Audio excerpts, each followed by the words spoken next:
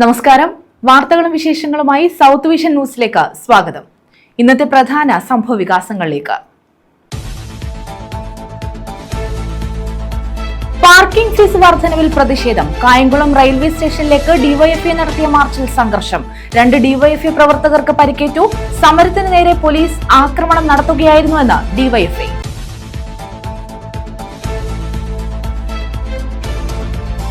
MEMU ട്രെയിനിൽ ബോഗികളുടെ എണ്ണം കൂട്ടാൻ നടപടി. ആലപ്പുഴ വഴി പോകുന്ന മെമു ട്രെയിനുകളിലെ ബോഗികളുടെ എണ്ണമാണ് കൂട്ടുന്നത്. റെയിൽവേ ബോർഡ് അനുവദിച്ച രേഖകളുടെ കമ്മീഷനിംഗ് നടപടികൾ പൂർത്തിയായി.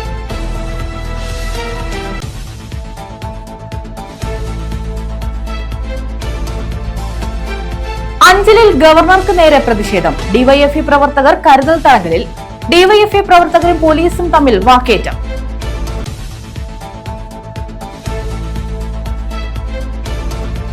മയ്യനാട് പഞ്ചായത്തിൽ സ്കൂളുകൾക്ക് സമീപം തെരുവുനായ ശല്യം. വിദ്യാർത്ഥികൾ ഉൾപ്പെടെ ഭീതിയിൽ. തെരുവുനായ ശല്യത്തിനെതിരെ നടപടി സ്വീകരിക്കണമെന്ന് ആവശ്യം.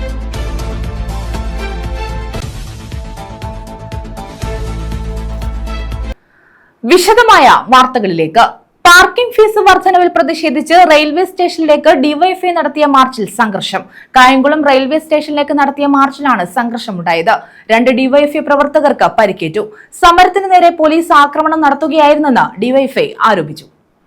പ്രധാന റെയിൽവേ സ്റ്റേഷനുകളിൽ പാർക്കിംഗ് ഫീസ് വർദ്ധിപ്പിച്ച നടപടിയിൽ പ്രതിഷേധിച്ചാണ് ഡിവൈഎഫ്ഐയുടെ നേതൃത്വത്തിൽ റെയിൽവേ സ്റ്റേഷനിലേക്ക് മാർച്ച് സംഘടിപ്പിച്ചത്. ഡിവൈഎഫ്ഐ ആലപ്പുഴ ജില്ലാ കമ്മിറ്റിയുടെ നേതൃത്വത്തിൽ കായംകുളം റെയിൽവേ സ്റ്റേഷനിലേക്കായിരുന്നു മാർച്ച്.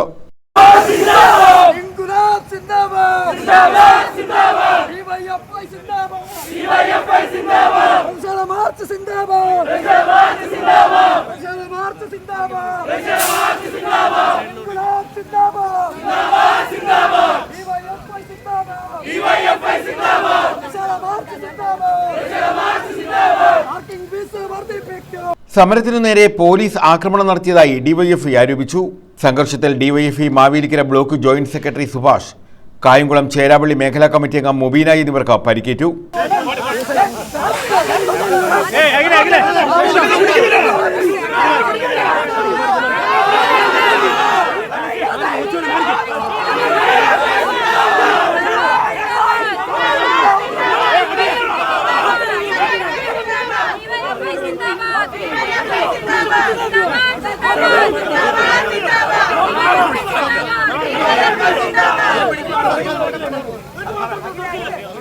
പോലീസ് നടപടിക്കെതിരെ ഡിവൈഎഫ്ഐ പരാതി നൽകും. പോലീസ് സ്റ്റേഷൻ മാർച്ചിന്റെ ഉദ്ഘാടനം ജില്ലാ സെക്രട്ടറി ജെയിംസ് സാമുവൽ നിർവഹിച്ചു.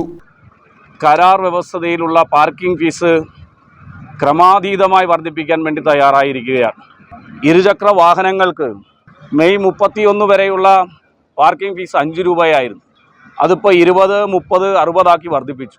4 ചക്ര വാഹനങ്ങൾക്ക് 25 രൂപയായിരുന്നു പാർക്കിംഗ് ഫീസ്.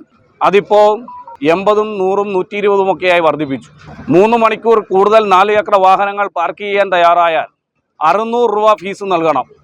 ഇങ്ങനെ റെയിൽവേ ഉപയോഗിച്ചുകൊണ്ട് പകൽ കൊള്ള നടത്താൻ സ്വകാര്യ കമ്പനികൾക്ക് കൊള്ള ലാഭം കൊയ്യാനുള്ള ശ്രമവുമായി കേന്ദ്ര ഗവൺമെൻറ് മുന്നോട്ട് പോകുകയാണ്.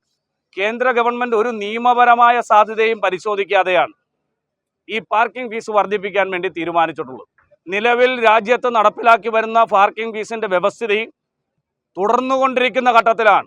അത് റദ്ദ് ചെയ്യാതെ കരാർ അടിസ്ഥാനത്തിലുള്ള കമ്പനികളെ വിളിച്ച് ആ കരാർ കമ്പനികളുമായി ഒപ്പിട്ട് നിലവിലെ പാർക്കിംഗ് ഫീസിൻ്റെ വ്യവസ്ഥകൾ മാറ്റാതെ ഈ കരാർ കമ്പനികൾക്ക് അനുകൂലമായി പ്രധാനപ്പെട്ട 5 റെയിൽവേ സ്റ്റേഷനുകൾ നടത്താൻ വേണ്ടി തീരുമാനിച്ചിട്ടുള്ളത്. കേന്ദ്ര ഗവൺമെൻറ് ഇവിടെ സ്വാഗത പ്രാസംഗികൻ സൂചിപ്പിച്ചതുപോലെ എല്ലാ തൊഴിൽ മേഖലകളെയും തകർത്ത് റെയിൽവേയിലെ സ്ഥിരം നിയമനങ്ങൾ അട്ടിമറിച്ച് പുതിയ ചെറുപ്പക്കാർക്ക്, അഭ്യസ്തവിദ്യരായ ചെറുപ്പക്കാർക്ക് തൊഴിൽ കൊടുക്കാതിരിക്കുന്ന സ്ഥിര നിയമനമെന്നുള്ള എല്ലാ സംവിധാനങ്ങളും അട്ടിമറിച്ച് നിൽക്കുമ്പോഴാണ് ഇത്തരത്തിൽ റെയിൽവേയെ ആശ്രയിക്കുന്ന ഏറ്റവും കൂടുതൽ സാധാരണക്കാരായ മനുഷ്യർ ആശ്രയിക്കുന്ന മേഖലയാണ് റെയിൽവേ എന്നുള്ളത്. അവരുടെ യാത്രാ സൗകര്യത്തിനു വേണ്ടി വേഗത്തിൽ എത്തിച്ചേരാൻ ചെറിയ തുകയിൽ യാത്രകൾ ചെയ്യാൻ കഴിയുന്ന ഒരു പൊതുമേഖലാ സ്ഥാപനമാണ് റെയിൽവേ. അവിടെയാണ് ടിക്കറ്റിനേക്കാൾ 10 ഇരട്ടിയിലധികം പാർക്കിംഗ് ഫീസുകൾ നൽകേണ്ടി വരുന്ന ഒരു യാത്രക്കാരൻ്റെ ഏറ്റവും ദുരിതമായ കാഴ്ച ഈ കേരളത്തിലും ഈ രാജ്യത്തും ഉണ്ടാകുന്നത്. അത് കേന്ദ്ര government, BJP government, Narendra Modi government ഈ രാജ്യത്തെ മനുഷ്യരെ പകൽ കൊള്ള ചെയ്യുകയാണ്. ആ പകൽ കൊള്ളയ്ക്കെതിരായുള്ള പോരാട്ടമാണ് ഡിവൈഎഫ്ഐയുടെ നേതൃത്വത്തിൽ ഉയർത്തിക്കൊണ്ടുവന്നിട്ടുള്ളത്. ഡിവൈഎഫ്ഐ ജില്ലാ സെക്രട്ടേറിയറ്റ് അംഗം Mukundan, DYFI Kayamkulam block president Muhammad Juraij, Mavelikkara block secretary Vishnu, Charimod block secretary Anoop, ജില്ലാ കമ്മിറ്റി അംഗങ്ങളായ മിനീസ, അനുപമ, അഷ്കർ തുടങ്ങിയവർ നേതൃത്വം നൽകി. News bureau, Kayamkulam. അഞ്ചൽ വയലയിൽ പശുവിനെ കുളിപ്പിക്കാനെത്തിയാൽ ആറ്റിൽ വീണ് മരിച്ചു. വയല വിളയിൽ ഭാഗം സന്തോഷ് ഭവനിൽ ഉദയകുമാറാണ് മരിച്ചത്. പശുക്കളെ കുളിപ്പിക്കാനായി വിളയിൽ ഭാഗത്തെ ഇത്തിക്കരയാറ്റിൽ എത്തിയതായിരുന്നു ഉദയകുമാർ. കൊല്ലം അഞ്ചൽ വയലയിലാണ് പശുവിനെ കുളിപ്പിക്കാനെത്തിയയാൾ ആറ്റിൽ വീണ് മരിച്ചത്. വയല വിളയിൽ ഭാഗം സന്തോഷ് ഭവനിൽ 50-കാരനായ ഉദയകുമാറാണ് ആറ്റിൽ വീണ് മരിച്ചത്. രാവിലെ പശുക്കളെ കുളിപ്പിക്കാനായി വിളയിൽ ഭാഗത്തെ ഇത്തിക്കരയാറ്റിലെത്തിയതായിരുന്നു ഉദയകുമാർ. ഉദയകുമാറിനെ കാണാതായതിനെ തുടർന്ന് നടത്തിയ അന്വേഷണത്തിൽ പശുക്കളെ തോട്ടിൽ കണ്ടെത്തി. എന്നാൽ ഉദയകുമാറിനെ കണ്ടില്ല. തുടർന്ന് കടയ്ക്കലിൽ നിന്നും അഗ്നിരക്ഷാസേനയെത്തി പരിശോധന നടത്തിയാണ് ഉദയകുമാറിന്റെ മൃതദേഹം ആറ്റിൽ നിന്നും പുറത്തെടുത്തത്. ന്യൂസ് ബ്യൂറോ, കൊല്ലം. മയ്യനാട് പഞ്ചായത്തിൽ സ്കൂളുകൾക്ക് സമീപം തെരുവ് നായ ശല്യം. ഗ്രാമപഞ്ചായത്തിലെ 15-ാം വാർഡിൽ മയ്യനാട് ഹൈസ്കൂൾ, വെള്ളമണൽ സ്കൂൾ, ട്യൂട്ടോറിയലുകൾ എന്നിവിടങ്ങളിൽ എത്തുന്ന വിദ്യാർത്ഥികൾ ഉൾപ്പെടെ ഭീതിയിലാണ്. ഇവിടെ 10-12 പട്ടികളുള്ള ഈ തെരുവ് നായ്ക്കൾ ഈ ഭാഗത്തൊക്കെ കിടന്ന് ഓടി സ്കൂൾ കുട്ടികളെയും മീൻ ചന്തയിൽ വരുന്നവരെയും മീൻ വാങ്ങാൻ വരുന്നവരെയും നാട്ടുകാർ മൊത്തത്തിലിട്ട് ഓടിച്ചിട്ട് പട്ടി കടിക്കുന്ന അവസരങ്ങൾ നിരവധിയാണ്. അതിനെതിരെ ഗവൺമെൻറ്റും ഒരു നടപടിയും എടുക്കുന്നില്ല, പഞ്ചായത്തും എടുക്കുന്നില്ല. മയ്യനാട് ഗ്രാമപഞ്ചായത്തിലെ സ്കൂളുകൾക്ക് സമീപമാണ് തെരുവുനായ ശല്യം വർദ്ധിച്ചിട്ടുള്ളത്.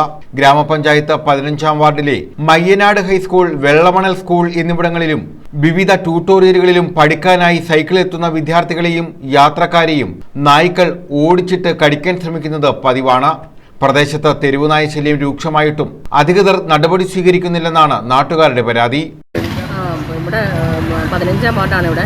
പിന്നെ ഈ വാർഡിൽ ഇപ്പം 2 സ്കൂളാണുള്ളത്. വെള്ളമണ സ്കൂളുണ്ട്, മയ്യനാട് ഹൈസ്കൂളുണ്ട്, ശാസ്താംകോവിൽ ഒരു സ്കൂൾ, ശാസ്താംകോവിൽ ജംഗ്ഷനിലുണ്ട്. ഈ 3 സ്കൂൾ, 2 ട്യൂഷൻ സെൻറ്റർ, ഇത്രയും എടുത്ത് പോകുന്ന 1000 കുട്ടികളുള്ള സ്ഥലമാണ്. പക്ഷേ രാവിലെ കുട്ടികൾ വന്നു കഴിഞ്ഞാൽ ഇപ്പം ഞാൻ തന്നെ ഒരു കുട്ടിയെ കൊണ്ട് സ്കൂളിൽ വിട്ടിട്ട് വന്നത്. കാരണം പട്ടികൾ നമുക്ക് കുട്ടി തിരിഞ്ഞു പോയി. 5-6 പട്ടികൾ വീതം ഓരോ സ്കൂളിൻ്റെ മുമ്പിൽ കിടക്കുകയാണ്. വളരെ ബുദ്ധിമുട്ട് തന്നെയല്ല, ഇതിനു മുമ്പ് പേ വന്ന് കുറേ കുട്ടികൾ 7 കുട്ടികളെ കടിച്ചിട്ടുണ്ട്. ആ പേപ്പട്ടി കടിച്ച പട്ടികളാവാൻ ബാക്കിയുള്ള പട്ടികൾ റെയിൽവേ സ്റ്റേഷനോടെ അതുപോലെ 8-10 പേരെ കടിച്ചിട്ട് പറയുന്നതായിട്ട്. ഈയിടയ്ക്ക് ഇതുപോലെ ഒരു കുട്ടിയെ പട്ടി കുറുക്കി അടി ആക്സിഡന്റ് പറ്റി ഇപ്പം മരണാസന്ന നിലയിൽ മെഡിസിറ്റി കിടക്കുകയാണ്. തെരുവുനായ ശല്യം ഒഴിവാക്കാൻ അടിയന്തരമായ നടപടി ഗ്രാമപഞ്ചായത്ത് സ്വീകരിക്കണമെന്ന് നാട്ടുകാർ ആവശ്യപ്പെടുന്നു. ന്യൂസ് ബ്യൂറോ, കൊല്ലം. അഞ്ചലിൽ ഗവർണർക്ക് നേരെ പ്രതിഷേധം. ഡിവൈഎഫ്ഐ പ്രവർത്തകരെ കരുതൽ തടങ്കലിലെടുത്തതിനെ തുടർന്നാണ് പ്രതിഷേധമുണ്ടായത്. പോലീസ് സ്റ്റേഷനിൽ ഡിവൈഎഫ്ഐ പ്രവർത്തകരും പോലീസും തമ്മിൽ വാക്കേറ്റവുമുണ്ടായി.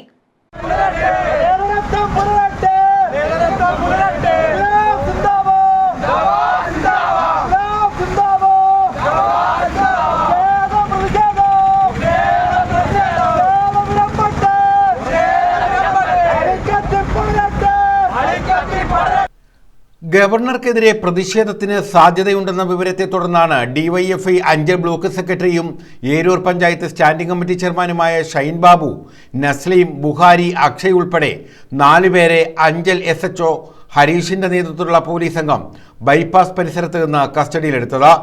ഡിവൈഎഫ്ഐ സംസ്ഥാന, ജില്ലാ, പ്രാദേശിക നേതൃത്വം യാതൊരുവിധ പ്രതിഷേധത്തിനും ആഹ്വാനം ചെയ്യുകയോ തീരുമാനിക്കുകയോ ചെയ്തിട്ടില്ലെന്നും അങ്ങനെയുള്ളപ്പോൾ അനാവശ്യമായി ജനപ്രതിനിധി ഉൾപ്പെടെയുള്ളവരെ പോലീസ് കസ്റ്റഡിയിലെടുക്കുകയായിരുന്നെന്നും ആരോപിച്ച് CPM, DYFI, SFI നേതാക്കളും പ്രവർത്തകരും അഞ്ചൽ പോലീസ് സ്റ്റേഷൻ പരിസരത്ത് സംഘടിച്ചു. ഇത് നാടകീയ രംഗങ്ങൾക്കിടയാക്കി. ഗവർണർ ഇതുവഴി വരുമ്പോൾ ഡിവൈഎഫ്ഐക്കാരെ പേടിച്ചാണ് ഗവർണർ പോകുന്നതെന്നുള്ളത് നമുക്കറിയത്തില്ല. ഞാൻ ഡിവൈഎഫ്ഐയുടെ ബ്ലോക്ക് സെക്രട്ടറി ആയതുകൊണ്ട് ആയിരിക്കും എന്നെ പിടിച്ചിട്ടുണ്ട്. ഡിവൈഎഫ്ഐക്കാർ നാട്ടിലുള്ളതുകൊണ്ട് ഗവർണർക്ക് റോഡിൽ ഇറങ്ങാൻ പേടിയായിരിക്കാം. ഡിവൈഎഫ്ഐയുടെ സംസ്ഥാന കമ്മിറ്റിയോ ഡിവൈഎഫ്ഐയുടെ ജില്ലാ കമ്മിറ്റിയോ ഡിവൈഎഫ്ഐയുടെ ബ്ലോക്ക് കമ്മിറ്റിയോ ഗവർണറെ കരിങ്കൊടി കാണിക്കാനായിട്ട് തീരുമാനിച്ചിട്ടില്ല. ഞങ്ങൾ അങ്ങനെ ഒരു ക്യാമ്പയിൻ എടുത്തിട്ടുമില്ല. അങ്ങനെ ഒരു ക്യാമ്പയിൻ എടുത്താൽ ഇനി എത്ര പോലീസ് വന്നാലും പട്ടാളം വന്നാലും ഡിവൈഎഫ്ഐ കരിങ്കൊടി കാണിക്കും.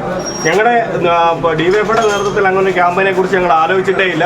അങ്ങനെ ആലോചിച്ചിട്ടുമില്ല. ഞങ്ങൾ അങ്ങനെ നടപ്പിലാക്കാൻ ശ്രമിച്ചിട്ടുമില്ല.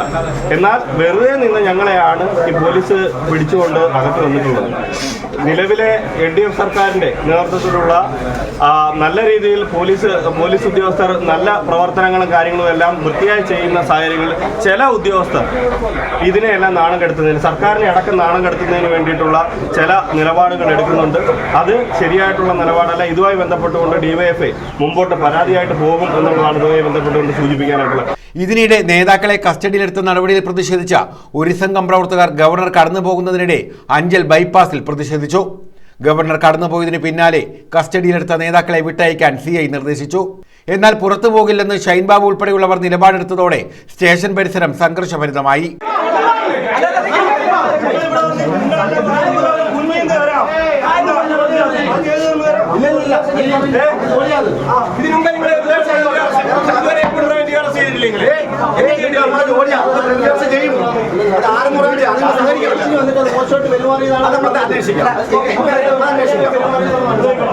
കസ്റ്റഡിയിലെടുത്തതിന്റെ കാരണം വ്യക്തമാക്കണമെന്നും സ്റ്റേഷനിലെത്തിയപ്പോൾ പോലീസുകാർ അപമര്യാദയായി പെരുമാറിയെന്നും ആരോപിച്ച പോലീസുമായി വാക്കേറ്റമുണ്ടായി.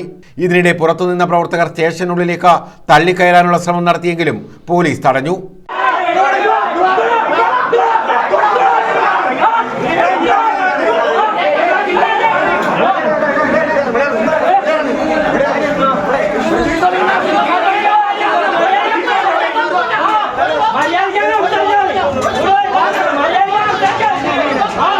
അപമര്യാദയായി പെരുമാറിയെന്ന പരാതി അന്വേഷിക്കാമെന്ന് CI ഉറപ്പു നൽകിയതോടെയാണ് പ്രതിഷേധം അവസാനിച്ചത്. അന്യായമായി കസ്റ്റഡിയിലെടുക്കുകയും അപമര്യാദയായി പെരുമാറിയെന്നതും ചൂണ്ടിക്കാട്ടി റൂറൽ പോലീസ് മേധാവിക്കും മുഖ്യമന്ത്രിക്കും പരാതി നൽകുമെന്ന് ഷൈൻ ബാബു പറഞ്ഞു. News bureau, Anchal. മെമു ട്രെയിനിൽ ബോഗികളുടെ എണ്ണം കൂട്ടാൻ നടപടി. ആലപ്പുഴ വഴി പോകുന്ന മെമു ട്രെയിനുകളിലെ ബോഗികളുടെ എണ്ണം കൂട്ടാനായി റെയിൽവേ ബോർഡ് അനുവദിച്ച റേക്കുകളുടെ കമ്മീഷനിംഗ് നടപടികൾ പൂർത്തിയായി. താമ്പരത്തെ മെമു വർക്കിംഗ് യാർഡിലാണ് കമ്മീഷനിംഗ് നടക്കുന്നത്.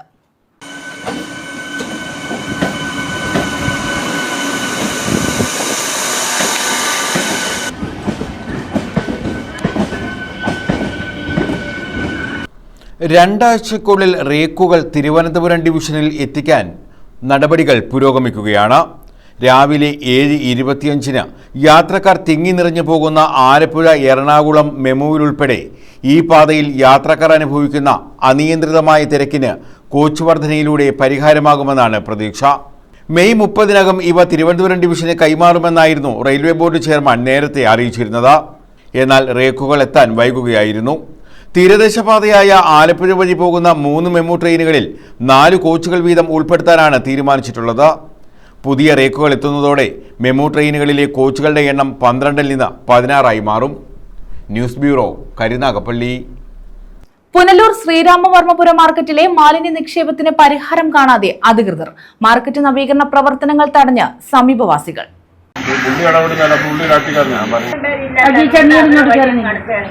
ഇപ്പം കഴിഞ്ഞതിന് ശേഷം ഇവിടെ കൊണ്ടിട്ടേക്കുക ഈ വേസ്റ്റുകൾ മൊത്തം മുനിസിപ്പാലിറ്റിക്കാരുടെ ആരെങ്കിലും പറഞ്ഞു കഴിഞ്ഞാൽ അവർ ഇവിടെ 3 ഉദ്യോഗസ്ഥരെ ഇട്ടിട്ടുണ്ട്.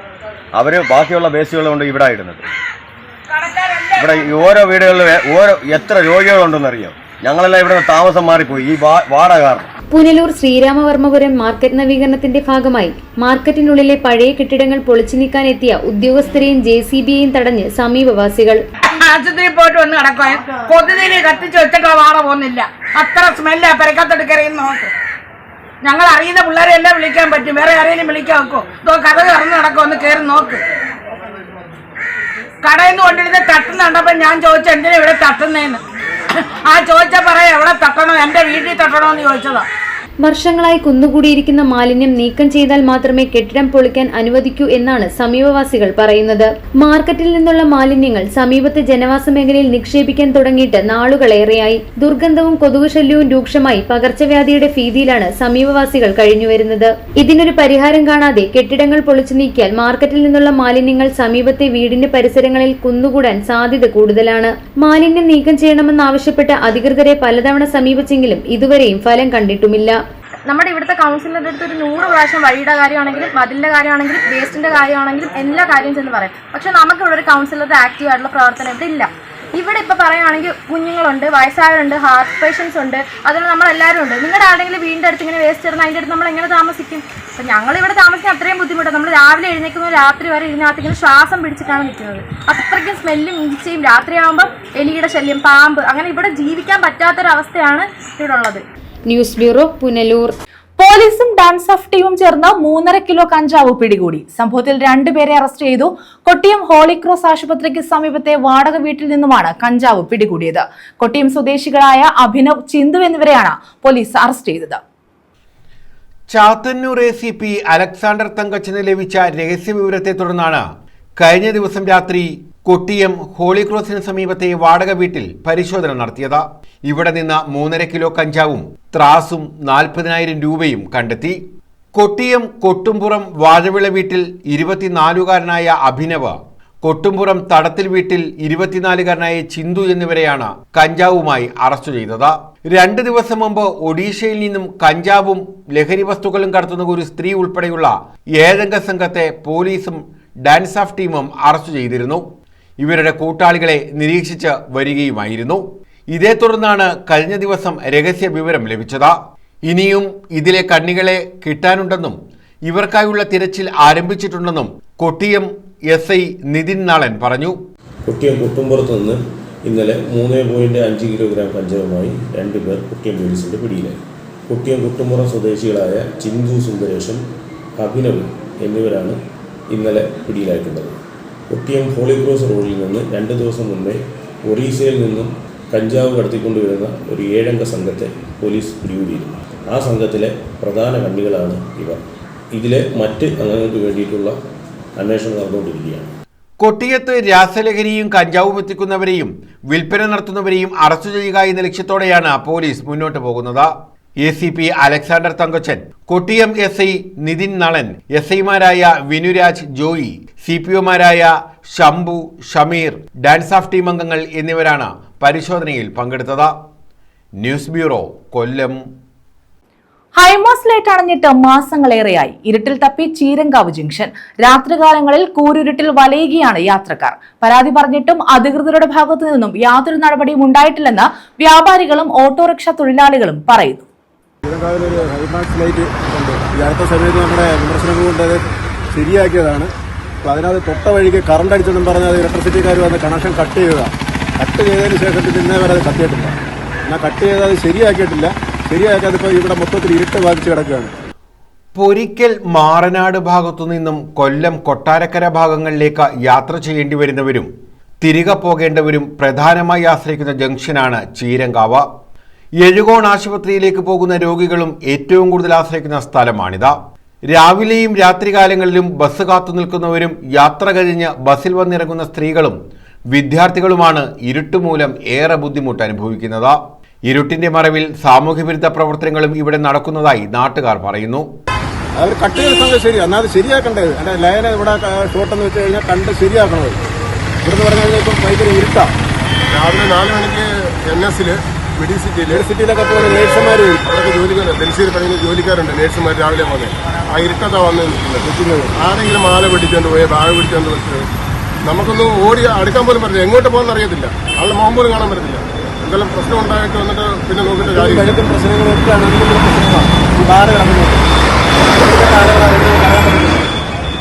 എത്രയോ പേര് പോകുന്നതാണ്. ലൈറ്റ് ശരിയാക്കണമെന്ന് ഇതിന്റെ ഉത്തരവാദിത്തപ്പെട്ട ഒരു അധികാരികൾക്കും ഇല്ല. ചീരങ്കാവ് ജംഗ്ഷനിലെ ഹൈമാസ്റ്റ് ലൈറ്റ് അടിയന്തരമായി പ്രകാശിപ്പിക്കണമെന്നാണ് വ്യാപാരികളുടെയും യാത്രക്കാരുടെയും ആവശ്യം. ഇതുവരെ അധികൃതർ ഒന്നും ചെയ്യുന്നില്ല. ഇതിൽ മെയിൻ റോഡാണ്. മേളി പുത്തൂന്നൂർ എന്നുള്ള റോഡിൽ നിന്ന് പാസ് ചെയ്യാനുള്ള വെട്ടവും വെളിച്ചവും കുറവാണ്. ഇവിടെ രാത്രി ആൾക്കാർ വന്ന് പോകാനുള്ള വെട്ട സൗകര്യങ്ങളൊന്നും ഇല്ല. വളരെ ബുദ്ധിമുട്ടാണ് ജനങ്ങൾക്ക്. മാസങ്ങളായി ജംഗ്ഷൻ ഇരുട്ടിലാണ്. പരാതി നൽകിയിട്ടും യാതൊരു നടപടിയും ഉണ്ടാകുന്നില്ലെന്നും നാട്ടുകാർ പറയുന്നു. ഇവിടെ ഒരുപാട് യാത്രക്കാർ വരുന്നതാണ്. വെളുപ്പിനെ ഒരു 3 മണി 4 മണിയൊക്കെ ആകുമ്പോൾ വരുന്നതാണ്. അപ്പോൾ ഇത് ഭയങ്കരമായ ഇരുട്ടായിട്ട് നിൽക്കുക. സംഭവം ശരിയാക്കണമെന്നോ ഒരു വർഷം വരെ കത്താതെ നിന്നത്. ഒരു ലൈറ്റ് മാത്രമേ ഉള്ളായിരുന്നു. അത് പോയിട്ട് പിന്നെ ഒരു 6 മാസം കഴിഞ്ഞ് ഞങ്ങൾ കംപ്ലൈന്റ് കൊടുത്തു ഒരു സുപ്രഭാതം വന്ന് ശരിയാക്കിയിട്ട് പോയി. അതിന് പറയാൻ ഒരാഴ്ച പോലും നിന്നില്ല. സംഭവം എന്ന് പറഞ്ഞാൽ അതിനകത്ത് തൂണിനകത്ത് തൊട്ടപ്പോൾ കറണ്ട് അടിക്കുന്നു. അപ്പോൾ അത് എളുപ്പം മാറുമെന്ന് നോക്കിക്കഴിഞ്ഞാൽ ഇലക്ട്രിസിറ്റിയിൽ നിന്ന് വന്ന് കണക്ഷൻ കട്ട് ചെയ്യുന്നു. അതാണ് നമ്മുടെ നാട്ടിൻ്റെ അവസ്ഥ. News bureau, Ezhukone. കഴിഞ്ഞ 9 വർഷമായി കേരളത്തിൽ ഇടതു സർക്കാർ നടത്തിവരുന്നത് സമാനതകളില്ലാത്ത വികസന മുന്നേറ്റമാണെന്ന് ഡെപ്യൂട്ടി സ്പീക്കർ ചിറ്റയം ഗോപകുമാർ വിളക്കുപാറയിൽ കമ്മ്യൂണിറ്റി ഹാൾ ഉദ്ഘാടനം ചെയ്യുകയായിരുന്നു അദ്ദേഹം. വിദ്യാഭ്യാസ ആരോഗ്യ രംഗത്ത് വലിയ കുതിച്ചുചാട്ടമാണ് കേരളത്തിൽ ഉണ്ടായിരിക്കുന്നതെന്നും അദ്ദേഹം പറഞ്ഞു. വിദ്യാഭ്യാസ ആരോഗ്യ രംഗത്ത് വലിയ കുതിച്ചുചാട്ടമാണ് കേരളത്തിലുണ്ടായിരിക്കുന്നത്. റോഡുകൾ, പാലങ്ങൾ ഉൾപ്പെടെ ഗ്രാമീണ മേഖലകളിൽ പോലും പൊതുഗതാഗത മാർഗങ്ങൾ മികവുറ്റതാക്കി മാറ്റി. വികസനം എന്നത് തുടർച്ചയാണെന്നും ചിറ്റയം ഗോപകുമാർ പറഞ്ഞു. അതായിരുന്നു പണ്ടത്തെ അവസ്ഥ. എന്നാൽ ഇടതുപക്ഷ ജനാധിപത്യം വേണ്ടി ഗവൺമെന്റ് അധികാരത്തിൽ വന്നപ്പോൾ ആ പ്രാഥമിക ആരോഗ്യ കേന്ദ്രങ്ങളെയെല്ലാം കുടുംബാരോഗ്യ കേന്ദ്രമാക്കി മാറ്റി. അവിടെ ലബോറട്ടറി വന്നു, ആംബുലൻസ് വന്നു, എല്ലാവിധ സൗകര്യങ്ങളും പ്രാഥമിക ആരോഗ്യ കേന്ദ്രങ്ങൾക്കുണ്ടായി.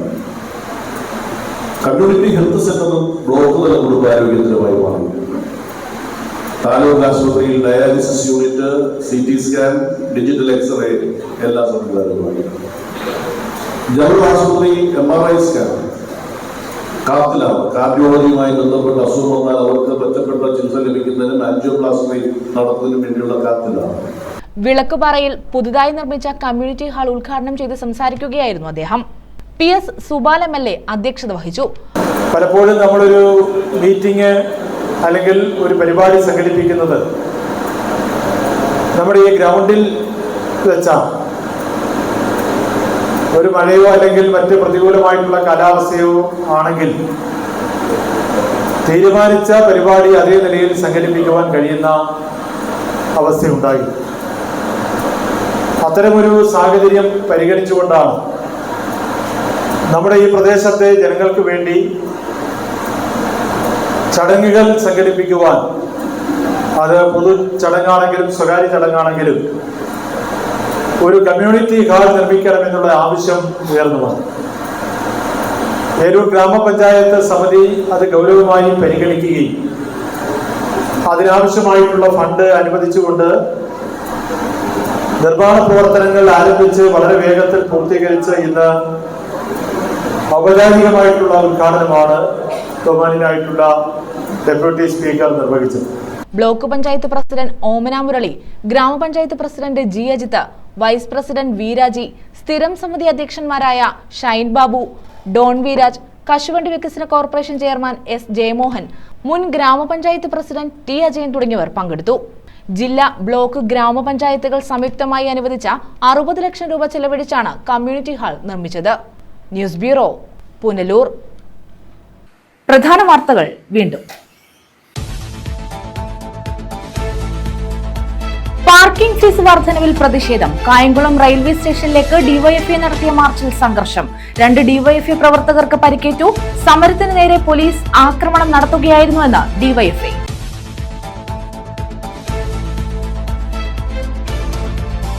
മെമു ട്രെയിനിൽ ബോഗികളുടെ എണ്ണം കൂട്ടാൻ നടപടി. ആലപ്പുഴ വഴി പോകുന്ന മെമു ട്രെയിനുകളിലെ ബോഗികളുടെ എണ്ണമാണ് കൂട്ടുന്നത്.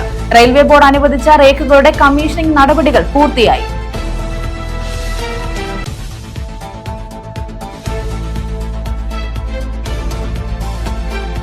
അഞ്ചലിൽ ഗവർണർക്ക് നേരെ പ്രതിഷേധം. ഡിവൈഎഫ്ഐ പ്രവർത്തകർ കരുതൽ തടങ്കലിൽ.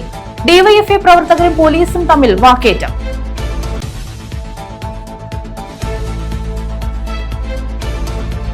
മയ്യനാട് പഞ്ചായത്തിൽ സ്കൂളുകൾക്ക് സമീപം തെരുവുനായ ശല്യം. വിദ്യാർത്ഥികൾ ഉൾപ്പെടെ ഭീതിയിൽ. തെരുവുനായ ശല്യത്തിനെതിരെ നടപടി സ്വീകരിക്കണമെന്ന് ആവശ്യം.